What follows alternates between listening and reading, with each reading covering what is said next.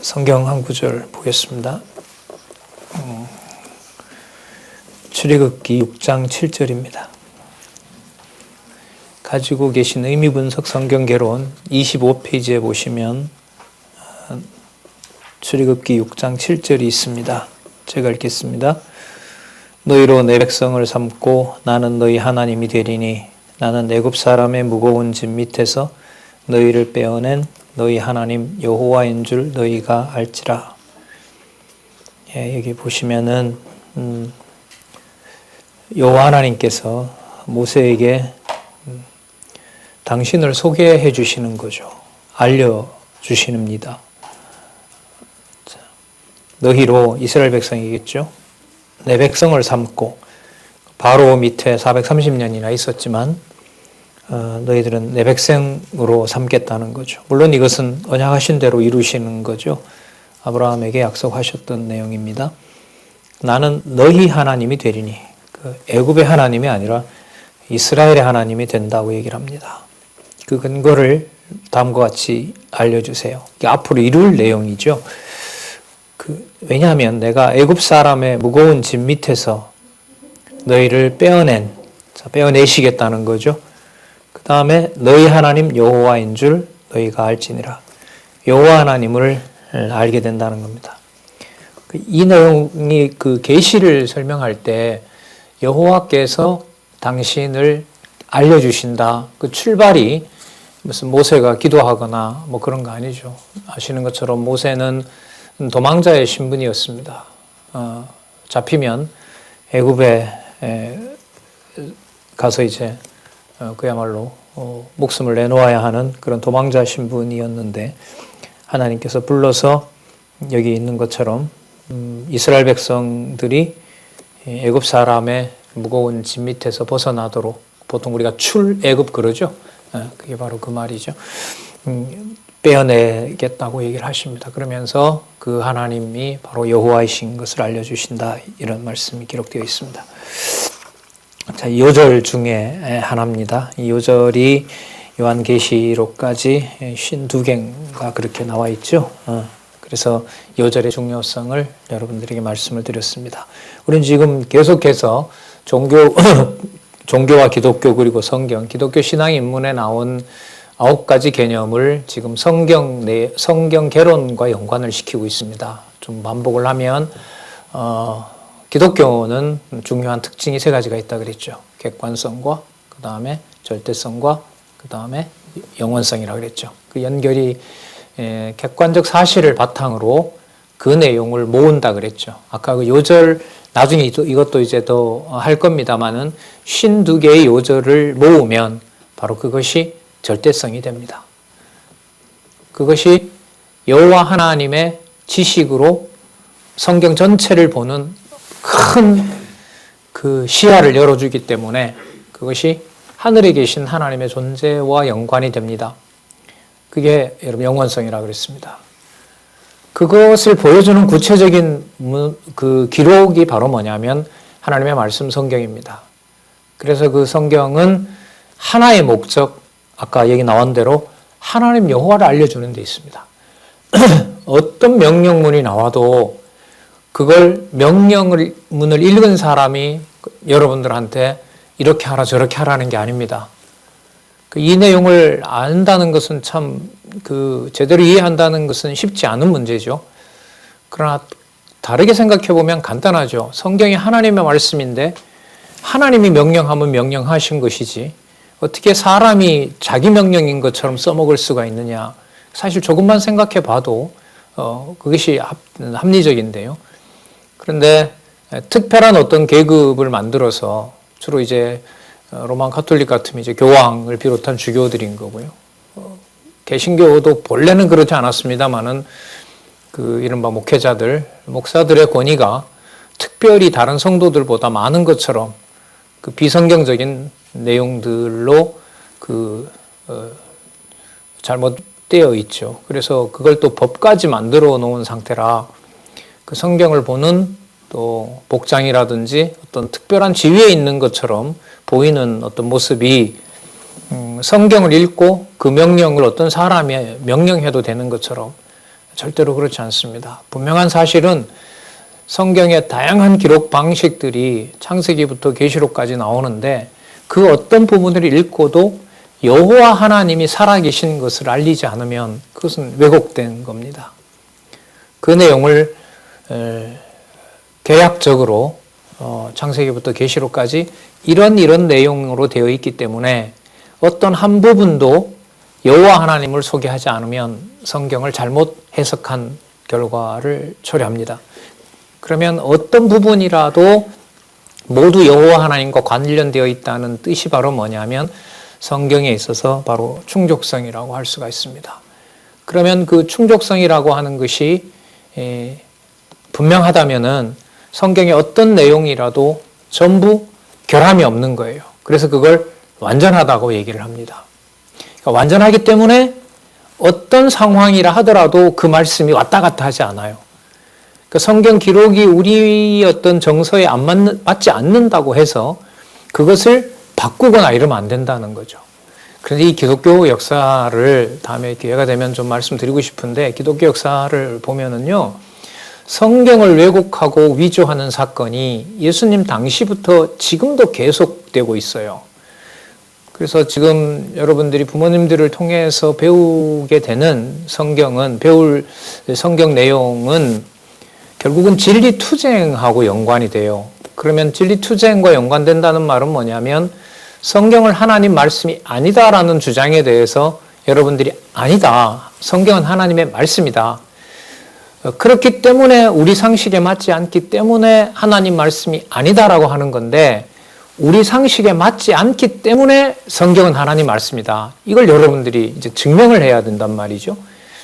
그걸 이제 하나님께서 허락하신 거죠. 그게 여러분들 가지고 계신 지금 의미분석 성경 개론입니다. 어떤 흠결도 없다는 것이 완전성이기 때문에 어떤 상황이 된다 하더라도 그것은 왔다 갔다 하지 않아요. 그걸 뭐라 그러냐면 불변성이라 그럽니다. 여호와의 살아계신 증명에 맞추어진 그 말씀을 듣게 되면 그 내용을 성령께서 바로 깨닫게 하세요. 그 깨닫게 하시는 내용이 뭐냐면 중생입니다.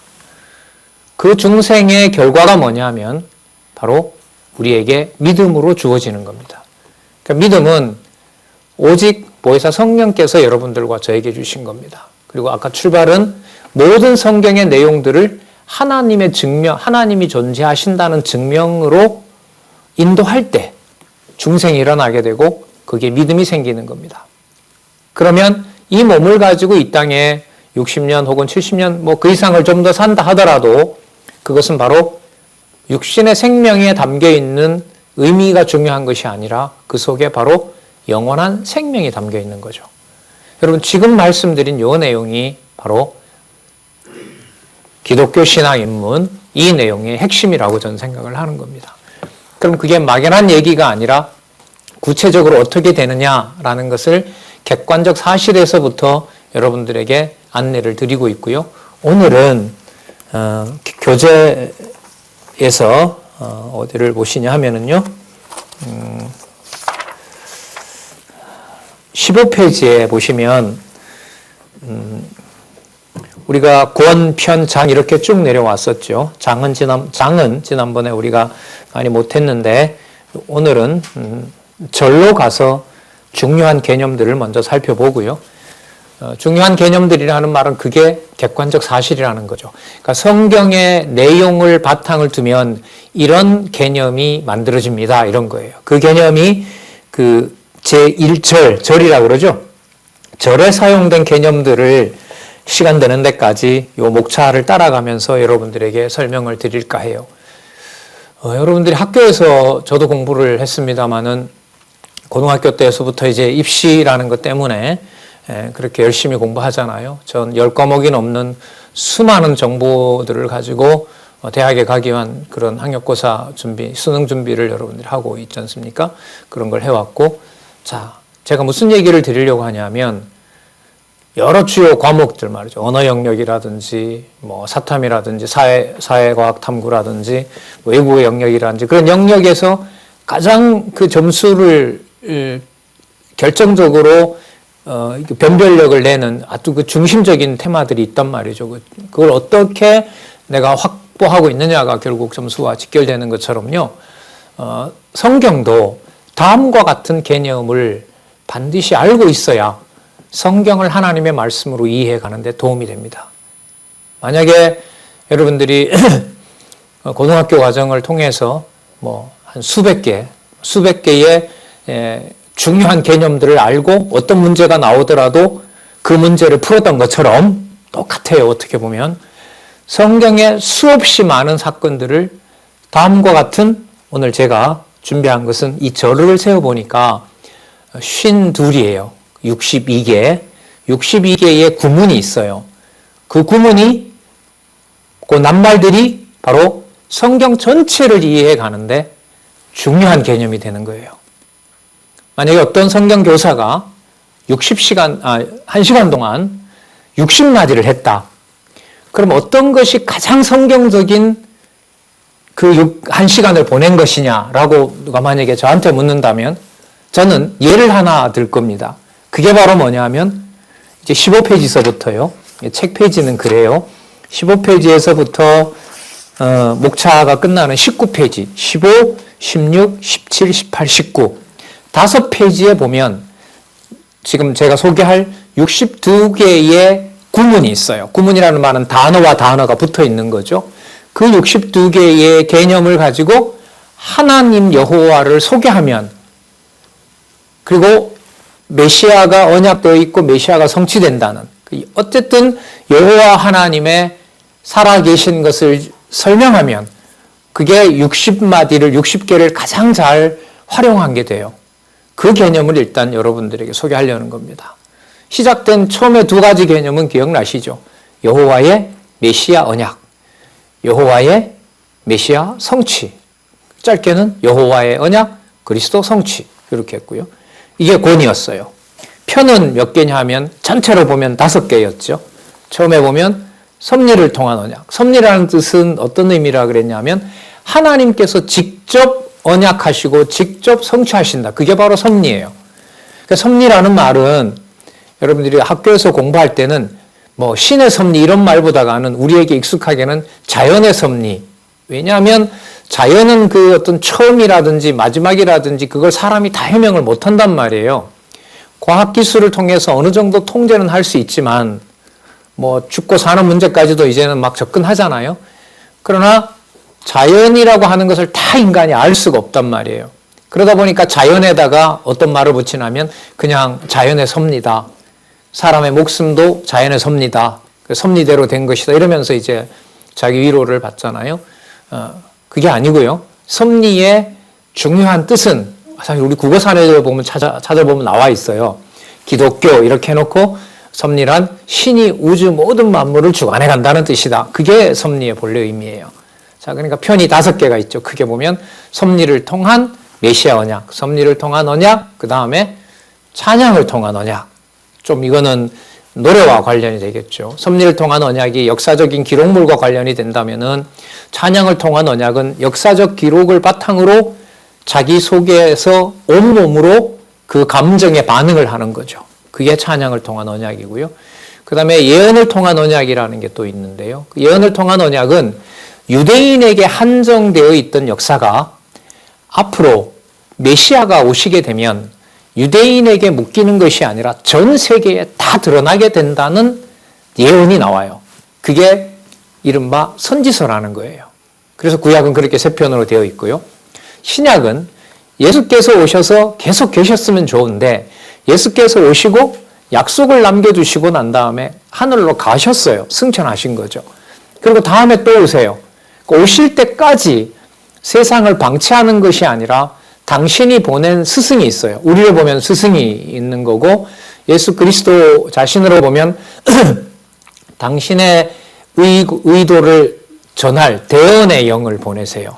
그분이 바로 성령 하나님이시죠. 그래서 신약은 2편으로 되어 있죠. 예수에 의한 성취. 예수님 자기 자신이 직접 구약의 언약한 메시아임을 증거하는 내용. 그 다음에 예수님께서 가시고 성령께서 오셔서 예수가 그리스도이심을 증거하는 내용. 그래서 예수에 의한 성취, 성령에 의한 성취. 그럼 이렇게 되는 거죠.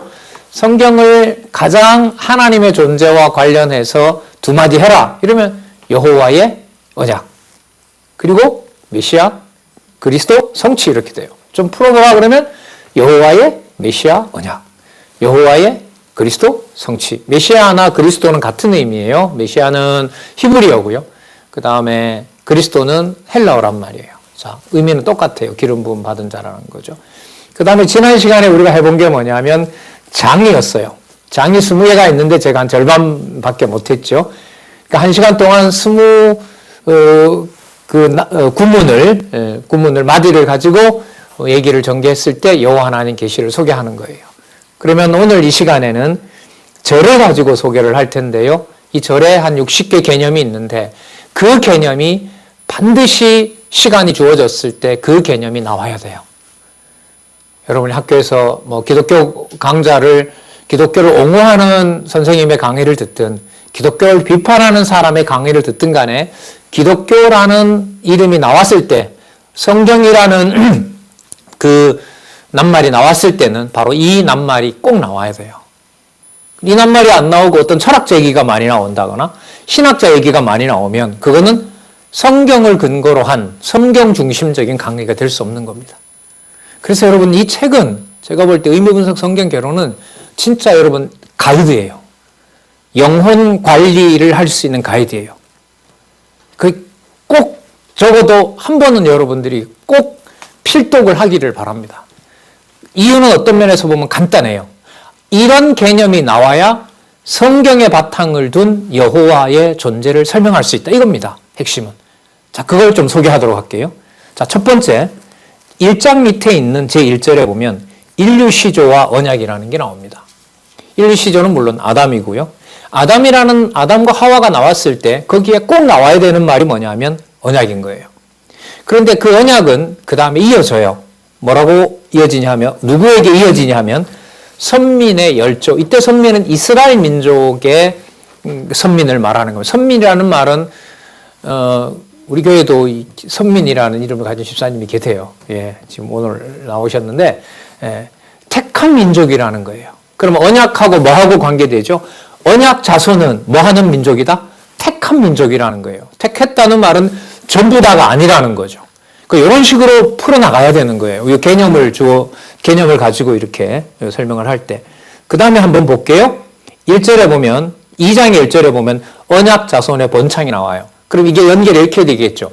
인류 시조와 언약을 하셨고, 그것을 선민의 열조, 보통 아브라함, 이삭, 야곱이라고 얘기하죠. 한 100여 년 동안에 진행되는 아브라함, 이삭, 야곱에게 언약한 것이, 자, 어떻게 해요?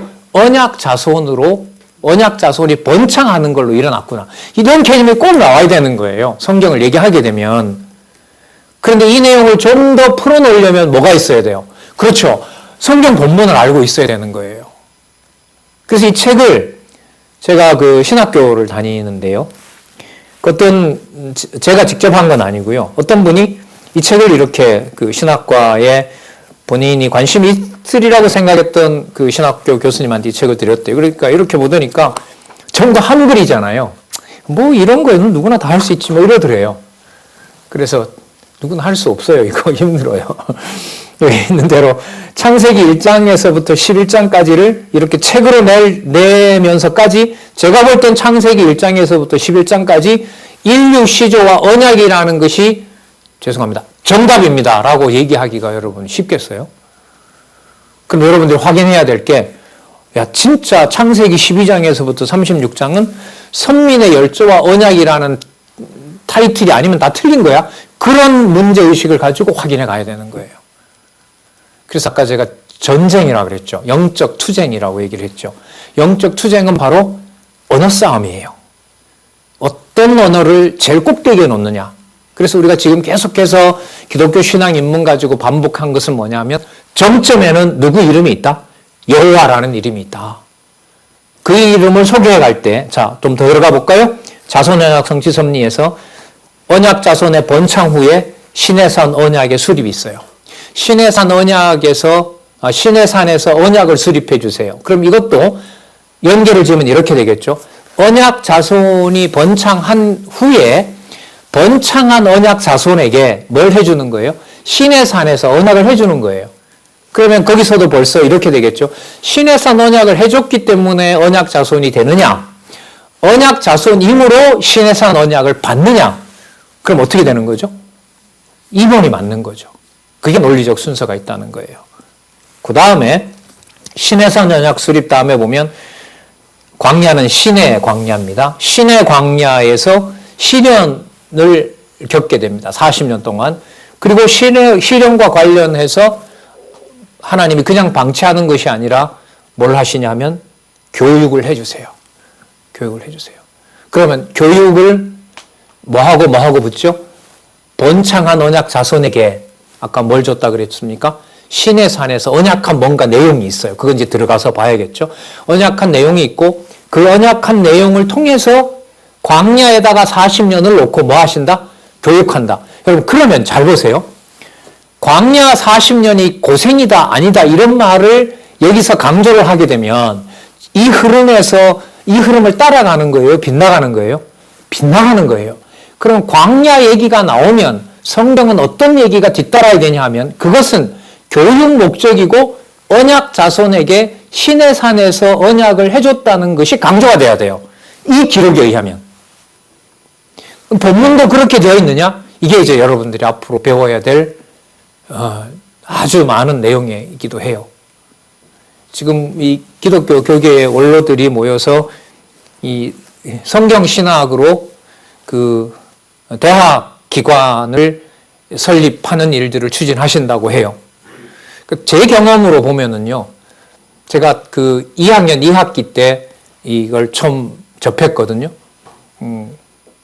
그 장안중앙교회죠. 지금 있는 이 교회가 대치동에 있었을 때 거기에서 이제 테이프를 제작해서 저는 대구에서 공부를 했거든요. 거기에서 이제 테이프 한 박스를 이렇게 구입을 해서 학생들끼리 이제 돌려서 들었죠. 왜냐하면 성경을 봐도 모르니까.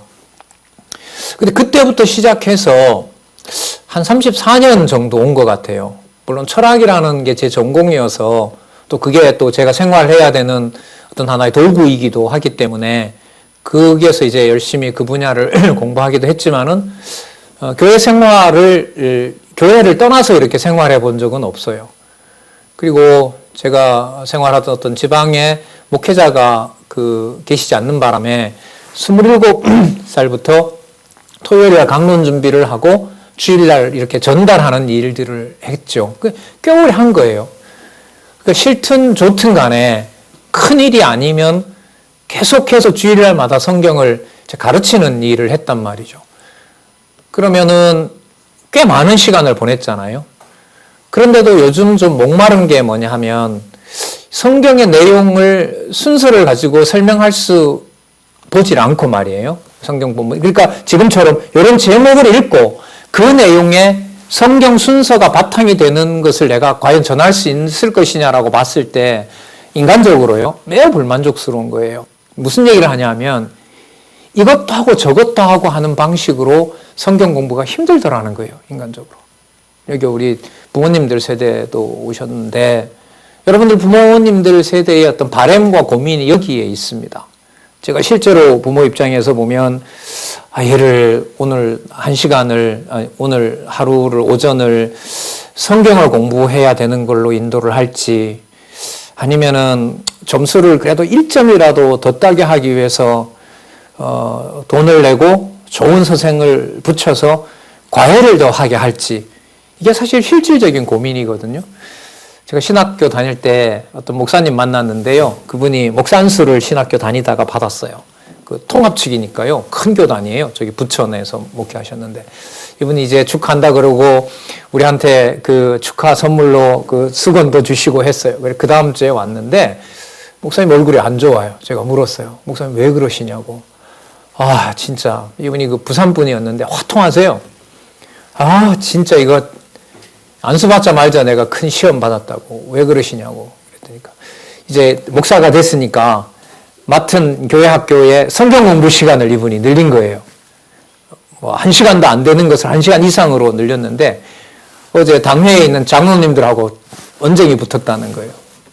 왜냐하면 중간고사하고 기말고사 그 앞뒤로 중간고사 시작하기 한 달 전, 그리고 중간고사 끝난 몇 주, 그때는 교회에서 학생들에게 놀리라는 거예요. 교회가 지원해 줄 테니까 목사님은 그 애들 데리고 애들 기분을 풀어주고 그 다음에 시험 전에는 애들 위해서 기도하고 용기를 주고 그래서 성경 공부 시간 늘리는 걸 하지 말라는 거예요.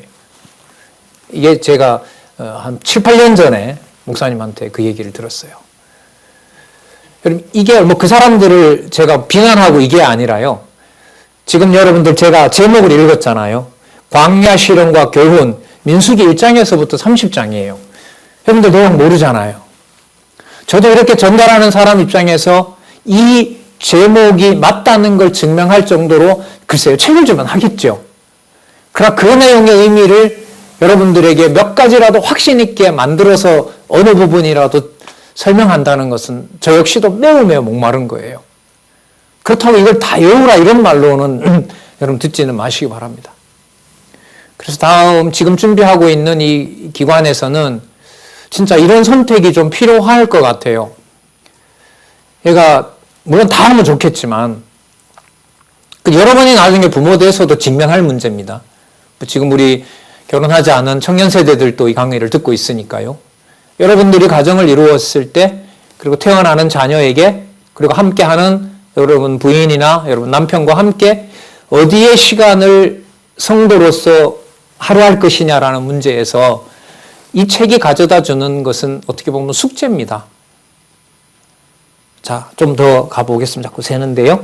3장에 가볼까요? 요단 동편 땅을 정복합니다. 그럼 아까 내용이 뭐와 관련되어 있었죠? 자손 언약과 관련되어 있었는데 그 다음에 보니까 약속의 땅을 약속해 주셨거든요. 그게 바로 요단강을 건너야 되는 땅인데 원래는 그렇진 않아. 요단강은 안 건너도 되는데 하나님께서 요단강 오른쪽으로 가게 해서 왼쪽으로 들어오게 하는 방법을 쓰시는 거예요. 그래서 요단 동편 땅은 원래 약속의 땅은 아니었는데 결국 이 땅도 하나님이 주신 거죠. 그 다음 두 번째 보면 호렙산 언약 재교육이 나와요. 아까하고 좀 유사하죠. 애굽에서 태어난 백성들에게 시내산에서 교훈을 하시는 것처럼 율법을 그 언약을 해주시는 것처럼 여기도 보면 동편 땅을 건너서 이제 동편 땅을 건넜으니까 서쪽 땅에 온 거예요. 서쪽 땅은 그야말로 약속했던 가나안 땅이에요. 그 가나안 땅에 들어가기 전에 뭐가 있는 거예요? 호렙산 언약을 다시 교육해요. 그러니까 여러분 이때 기간은 한 40년 흘러가거든요. 40년 흘러가는 내용이 본문에 있는 거예요. 그걸 제가 지금 여러분들보다 먼저 보고 소개를 하는 거예요. 뭘 하기 위해서? 60여 개의 절이 꼭 나와야 된다는 거. 이 낱말이 나와야 성경을 여호와 계시로 설명할 수 있다는 걸 얘기하기 위해서 그러는 거예요. 그 다음에 호렙산 언약의 재교육은 40년이나 흘렀으니까요. 40년 전에 부모 세대가 받았던 것을 그대로 그 다음 세대가 가나안에 가기 전에 공부하는 내용이에요. 자, 그 다음 내용에 보면 뭐가 나오냐면 언약자손의 시험이 나와요. 언약자손의 시험이 사사기라는 내용인데요. 시험은 테스트예요. 근데 테스트는 여러분 여기서 잘 보시기 바랍니다. 땅을 주겠다고 하는 약속을 풍부하게 얘기를 하고 그 다음에 뭘 하세요? 시험을 하세요. 근데 시험 내용에 보면 그야말로 자손도 죽는 일이 벌어지고요. 땅도 빼앗기는 일이 벌어져요. 그러면 어떤 개념을 확인해야 될 필요가 있죠? 아까 언약대로 이룬다고 했는데 언약대로 이루어지지 않는 내용이 나온단 말이에요. 이 사사기서는. 그러면 도대체 이게 언약이 깨어지는 것이냐? 깨어진다면 누구 이름이 치명상을 입게 되죠? 여호와라는 이름이 치명상을 입게 되는 거예요. 그럼 이게 무슨 내용이지? 그걸 여러분들이 부모님에게, 할머니, 할아버지에게, 여러분의 선배에게, 아니면 저 같은 사람에게 그게 무슨 내용이에요? 그러면 간단하게 안내를 하고 그 다음은 당신이 직접 본문에서 확인하기 바랍니다. 그리고 여러분들 아시는 것처럼 이 성경 개론을 18권으로 한 만여 페이지로 풀어놨습니다. 그걸 부모님들 다 가지고 계시니까요. 어느 부분이라도 빼서 그 여러분들 읽어보시면 지금 선생님이 얘기한 것을 다 따라올 수 있으리라고 봅니다. 자, 그 다음 계속 가볼까요? 제4장 통치언약 성취섭리에 가면 다윗왕국이라는 말은 여러분이 좀 들어보셨을 거예요. 그 다음에 무슨 말이 나오죠? 창건이 나오죠. 여러분 창자라는 말이 창조에 쓰는 창자예요. 처음으로 만든다는 거죠. 그럼 아까 얘기했던 아브라함, 이삭, 야곱에게 약속한 나라는요. 처음으로 다윗에게 와서 뭐 된다는 겁니까? 만들어진다는 거예요. 자, 그 다음 두 번째 16페이지에 이탈 왕조의 멸망이에요. 이것도 여러분 여호와 이름하고 또 연관이 되죠. 왕조가 이탈해서 여러분 이 왕조가 결국 망하거든요. 그 망하는 것은 뭐 망한다고 하더라도 여호와께서 언약대로 이루신다는 불인데 이건 어떻게 되지? 이것도 또 확인될 사항인 거예요. 자, 그 다음에 다윗 왕국의 존속. 멸망했다고 하는데 뭐가 일어나요? 존속되는구나. 그러면 아까 우리가 의문을 가졌던 여호와는 언약하신 대로 뭐 하시는 거구나. 성취해 가시는 거구나. 그걸 설명할 수 있는 거예요. 그 다음에 에스라, 느헤미야, 에스더에 해당하는 다윗 왕국의 회복은요. 이 내용은 이 안내하는 여러분들 가정교회의 인도자나 또 여러분들 선배들이나 아주 이 신경을 많이 쓰는 부분이에요. 이 다윗 왕국의 회복은 뭐냐면 앞부분에 멸망이 있었잖아요. 이 멸망을 해서 70년 후에 포로로 돌아오는데 와서 세우는 나라가 성경에 보면 나오는데요. 그 전에 있던 나라 모양을 그대로 답습하지 않아요. 뭔가 변화가 일어나요. 이게 여러분 섭리를 통한 언약에서 역사서의 마지막인데요. 매우 중요한 위치에 있어요. 그래서 이 역사서라는 게 어떻게 끝나냐면 에스라, 느헤미야, 에스더라는 성경으로 끝이 나요. 역사서가. 그런데 그것이 뭐하고 연관이 되어야 되냐 하면 아브라함과 이삭, 야곱이라는 그 이스라엘 민족에게 약속해줬던 자손 땅 통치와 그리고 에스라, 느헤미야, 에스더 시대에 와서 하나님께서 바벨론에 갔다가 포로에서 돌아온 백성들에게 약속해주는 자손 땅 통치가 여러분 의미가 변하기 시작합니다. 변한다라는 말의 핵심은 뭐냐면 바로 앞으로 오실 누구와 연관된다는 걸 얘기하려고 할까요? 그렇죠. 메시아와 연관해서 설명을 해야 돼요. 그래서 섭리를 통한 언약에 나오면 다윗 왕국의 회복과 함께 무슨 낱말이 꼭 나와야 된다? 메시아에 대한 언약이 확증되었습니다라는 말이 꼭 나와야 돼요. 아울러 이러한 하나님께서 여호와께서 언약하고 성취하신다는 내용을 바탕으로 여러분 그 다음에 가면 우리가 살펴봤던 여호와의 5가지 속성이 나타납니다. 여러분 속성은 뭐냐 하면 하나님의 능력이라고 보면 돼요. 자, 그러면 그 하나님의 능력을 우리가 지난번에 배웠던 그 팩트 5가지로 보면 바로 전능성과 신실성과 주권성과 영원성과 자비성이라고 할 수가 있겠죠.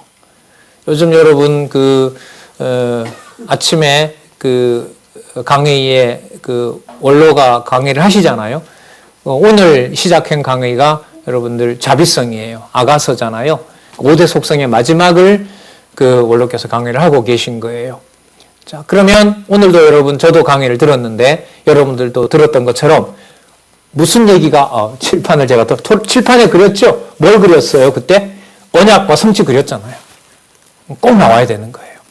그러면 아까 섭리를 통한 언약에서 언약과 성취가 꼭 나와서 누구에 대한 예언으로 언약으로 마감이 된다? 메시아에 대한 언약으로 마감이 된 다음에 그러한 능력이 여호와의 능력으로 되는 것이다라는 것을 5가지로 알려주는 거예요. 그거 오늘은 좀 더 풀어보겠습니다. 어떻게 풀어놨냐 하면 제1장 밑에 보면 3가지가 있죠. 뭐하게 하는 권능이에요? 망하게 하는 권능이 나와요. 여러분 이건 언약과 성취에서 좀 신경을 써야 되겠죠. 망하게 하시네. 누구를? 언약 자손을. 이렇게 되겠죠. 본문 내용은 그래요. 순전하고 정직하여 악에서 떠난 욥을 하나님께서 사단에게 맡겨요. 여러분 이것은요. 악을 고민해 보신 여러분들이 만약에 여러분들 중에 악에 대한 문제를 깊이 고민하는 사람이 있다면 이건 대단히 충격입니다. 하나님을 잘 섬기는 사람은 통상 하나님이 복을 주신다라고 얘기를 해요. 그러나 이 욥기서의 출발은 뭐냐 하면 하나님이 보실 때 너무너무 깨끗한 자를 하나님께서 누구에게 맡겨요? 사단에게 맡겨요. 그리고 언약이고 뭐고 다 끝이 나는 것처럼 보여요. 그런데 거기에 목적이 있었어요. 제가 그런데라는 접속사를 넣었죠. 그런데 그 다음에 보시면 뜻대로 하는 권능이 나와요. 뜻대로 하는 권능은 뭐냐면 이제까지 언약하고 성취하고 그 모든 것들이 내가 뜻해서 된 것이지 잘했기 때문에 복을 받았고 못했기 때문에 복을 없애는 그런 자가 아니다. 그럼 왜 그렇게 하시는데요? 라는 질문이 생길 거 아니에요? 왜 이렇게 하냐면 내가 전능자라는 사실을 깨닫게 하려고 그런다. 이렇게 깨닫게 하는 게 이게 매우 중요합니다. 왜 중요하냐면 여호와 하나님께서 깨닫게 하시는 데는 반드시 인간들이 요구하는 것에 대한 희망사항들이 끝이 납니다. 그걸 하나님께서 묵살을 시켜요. 아까 우리 지나왔죠? 광야 40년 생활이 무엇을 교육하기 위한 거라 그랬죠? 시내산에서 받았던 내용을 교육하는 내용이라 그랬단 말이죠. 그러면 여기에서도 망하게 해서 하나님께서 망했다고 해서 버리는 것이 아니라 하나님께서 모든 것을 주관하신다는 사실을 보여주기 위한 거예요. 이걸 깨닫게 하기 위한 거죠. 그러니까 순전하고 정직한 욥을 하나님이 어떻게 할 수 있는 거죠? 정하신 뜻에 따라서 망하게 해요. 그래서 여러분 기독교에서는요. 혹시 여러분의 가정에서 엄마 때문에 내가 이 지경이 됐잖아. 아빠 때문이야 이거는. 그리고 반대로 여러분의 어머니가 야, 너 때문에 우리가 얼마나 힘든 줄 아냐? 아빠가 야, 너 두 놈 때문에 내 인생 다 끝났다. 그런 말은 성경과 정면으로 배치되는 말이에요. 여러분 앞으로 겪게 되겠지만 성경신학을 공부하면서 사라지는 것 중에 하나가 가정교회에서 사람 주어가 사라져요. 이건 고도의 여러분 이 영적인 문화로 가는 아주 중요한 키예요. 자, 그럼 두 번, 그 다음에 보면 흥하게 한다라는 게 나오죠. 이 흥하게 한다는 건 바로 뭐냐면 언약한 대로 유지하신다는 거예요. 그 다음에 또 가볼까요? 세운 언약을 찬양하게 해요. 그럼 아까 보시면 이미 무슨 경험이 있었어요? 순전한 자를 흥하게 하는데 그것이 하나님의 정한 뜻대로 되었고 정하신 뜻대로 본래 복을 흥하게 하도록, 그러니까 회복한 내용이 나왔잖아요. 그러면 그 다음에 나타난 세운 언약 찬양시에서는 뭐가 나오냐면 이미 무슨 내용이 들어와 있는 흥하게도 하는 언약을 찬양하는 거예요. 이렇게 연결시키는 거예요. 다시요. 앞부분에 흥하게 하시는 여호와가 있었잖아요. 그럼 밑에 오면 세우신 언약 찬양시가 있는 거예요. 그럼 세우신 언약을 찬양할 때는 무슨 내용이 이미 들어가 있다고요? 망하게 하는 내용이 들어간 것이 이미 세워진 내용 속에 있는 거예요. 그럼 세워나갈 때는 뭐가 따른다라는 말이 들어가 있는 거죠? 망하게 한다 이렇게 돼요. 그건 여러분 나중에 그리스도께서 부활하시는 몸으로 인도하기 위해서 하나님께서 당신의 아들을 어떻게 하시는 거죠?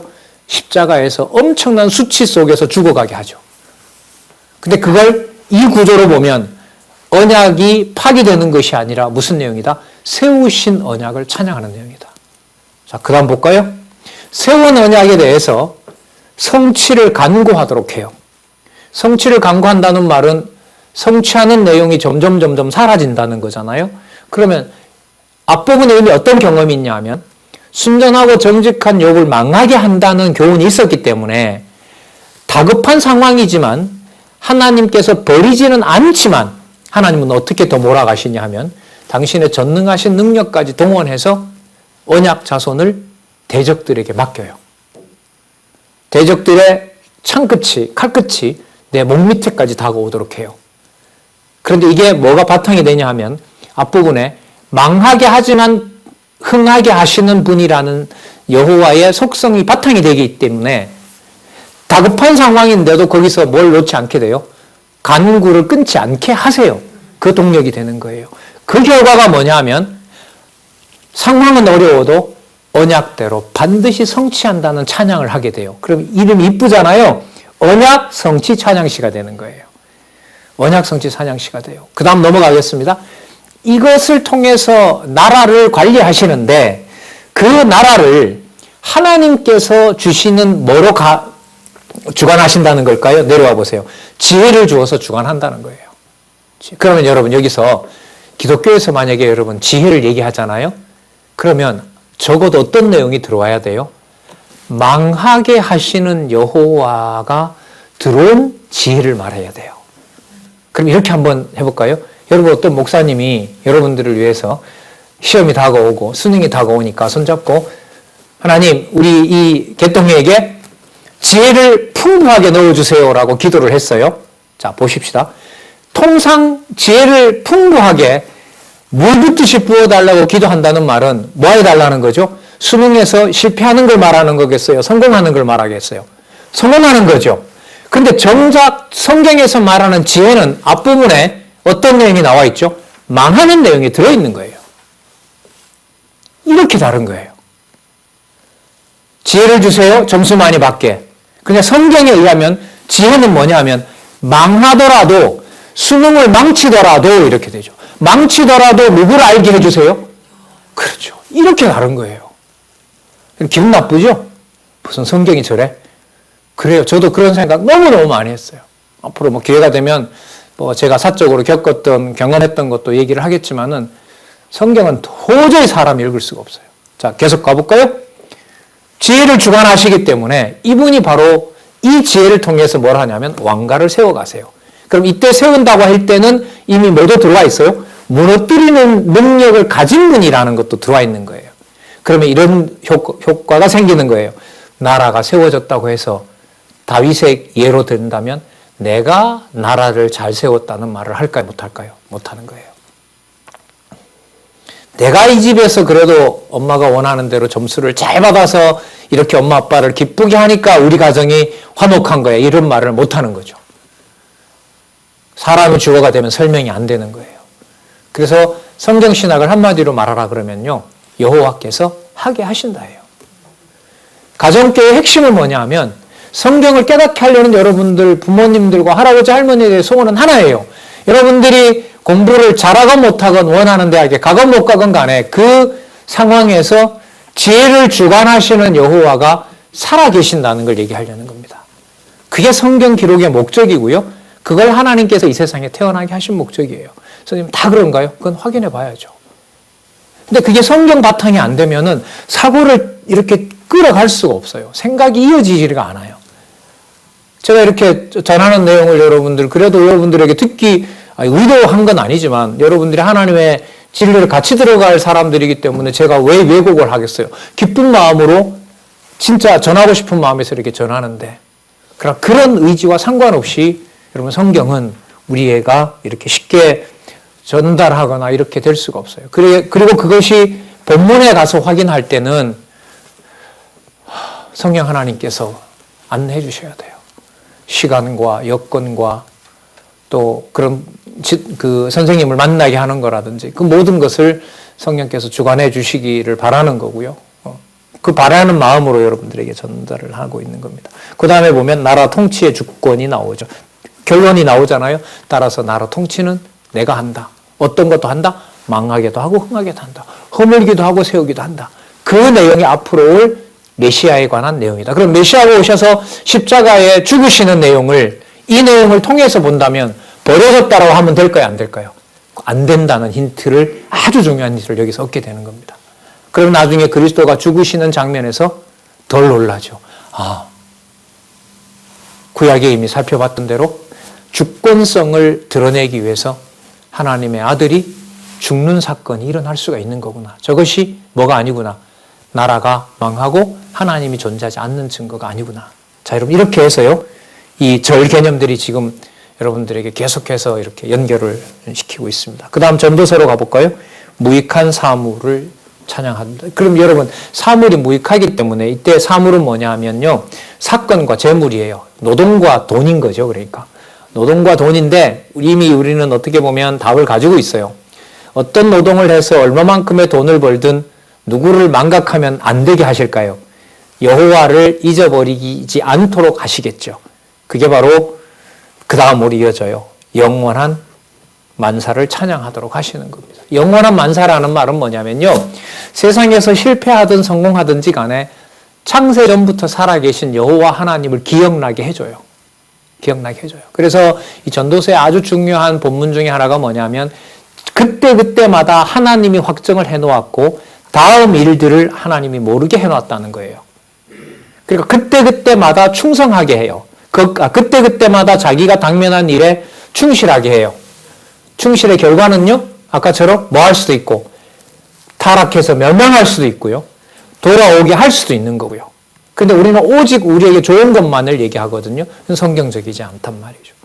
그러면 그 여호와를 알려주는 것의 절정이 뭐냐면 여러분들 오늘 아침에 원로로부터 강의 들었던 내용이에요. 그게 바로 자비성이에요.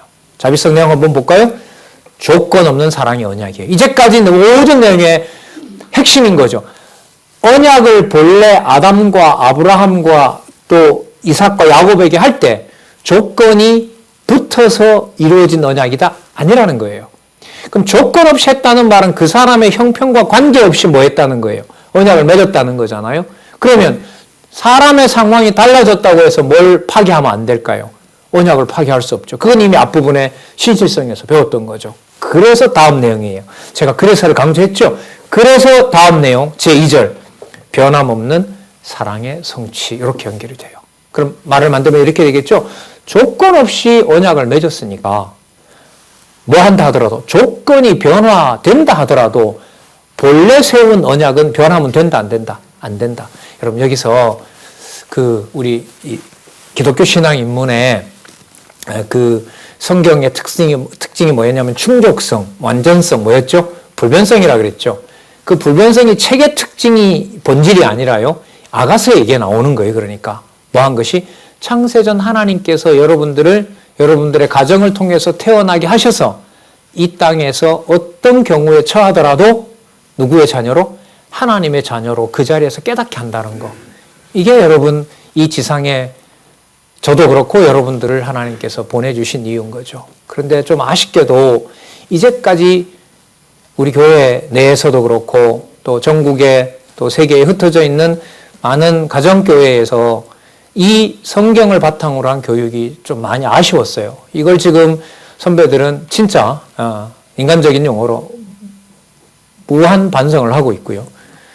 다음 세대들에게도 이 내용을 잘 안내해주고 싶고, 그래서 부모님 세대가 될 때는 부모님들 세대보다 훨씬 더 성경 내용의 바탕을 둔 여호와 하나님에 관한 지식으로 기뻐하면서 그렇게 하나님 찬양하면서 살게 해주고 싶은 것이 여러분들의 마음입니다.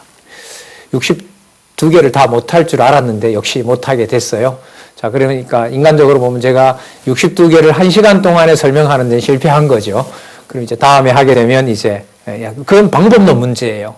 그것도 역시 하나님이 하게 하시는 데 따라서 가는 거지 계획한 대로 되는 건 아니에요. 핵심은 뭐냐 하면 지금 우리가 아가서까지 왔잖아요. 창세기부터 아가서까지 오는 동안 글쎄 여기 한 20개 왔나요? 20개 이상은 왔겠네요. 한 20개 정도? 20개 정도 절에서 소개한 이 구문이 설명의 결론을 내릴 때마다 누구라는 이름으로 꼭 나야 된다? 여호와라는 이름으로 결론이 나야 된다.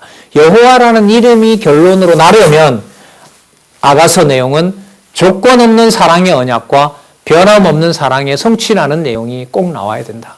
선생님 과연 그래요? 그걸 확인하자 이 말이에요. 이미 확인은 다 해놨는데 여러분들이 거기에 시간을 쓰는 일이 하루라도 빨리 더 많이 왔으면 좋겠다는 것이 여러분 선배들의 기도입니다. 기도하겠습니다. 하나님 아버지 감사합니다. 다음 세대를 우리 눈앞에 분명히 보여주셔서 감사합니다. 또 말씀을 듣는 후배들의 하나님 또렷또렷한 그 눈길을 볼 수 있어서 참으로 감사드립니다. 하나님 더 시간을 아끼며 다음 세대 신앙을 시작하는 기독교에 입문하는 귀한 자녀들에게 선배로서 모든 것을 다하여 진리를 전하는 아름다운 교회가 될 수 있도록 보혜사 성령께서 지켜주시고 또한 보호하여 주시옵소서. 예수님의 이름으로 기도드렸습니다. 아멘.